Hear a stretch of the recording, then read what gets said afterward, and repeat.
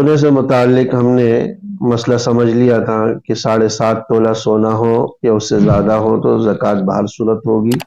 اگر 7.5 تولے سے کم ہے لیکن اس کے ساتھ کچھ نقد روپیہ ہے یا مال تجارت ہے یا چاندی ہے تھوڑی سی، تو ایسی صورت میں پھر 7.5 تولہ سونے کا اعتبار نہیں ہوتا۔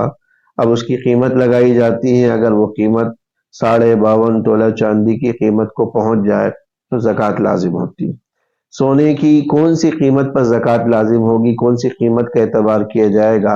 قیمت خرید کا اعتبار ہوگا، قیمت فروخت کا اعتبار ہوگا؟ تو یہ بھی مسئلہ سمجھ لیجئے گا کہ قیمت خرید کا اعتبار نہیں ہوتا، زکوٰۃ میں قیمت فروخت کا اعتبار ہوتا ہے۔ لہذا جو بھی اس کی قیمت فروخت ہوگی، جتنے پر وہ بیکے گا، وہ ایک دفعہ سونار سے معلوم کر لیا جائے کہ اس کی اتنے تولے سونے کی قیمت فروخت کیا ہوگی، وہ جو قیمت بتائے اس پر آپ کو زکوٰۃ دینی پڑے گی۔ لہذا اگر آج سے 10 15 20 سال پہلے کسی نے سونا لے لیا تھا جب انتہائی سستا تھا، تو وہ پرانے ریٹ پر نہیں بلکہ موجودہ ریٹ پر جس سال وہ زکوٰۃ ادا کر رہا ہے اسی سال کی ریٹ پر، اسی سال کی قیمت پر وہ زکوٰۃ دے گا۔ سونار لوگ خریدتے وقت جو ہے وہ جو نگینے وغیرہ جو زیور میں لگے ہوئے ہیں اس کو کم کرتے ہیں، تو اس میں کوئی مسئلہ نہیں ہے۔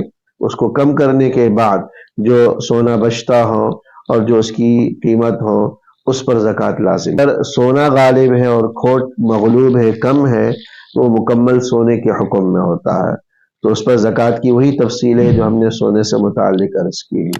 ہاں اگر کھوٹ بہت زیادہ ہے، سونا کم ہے، کھوٹ غالب ہے، تو پھر وہ سامان کے حکم میں ہوگا اور جو ہے وہ سونے کے حکم میں نہیں ہوگا۔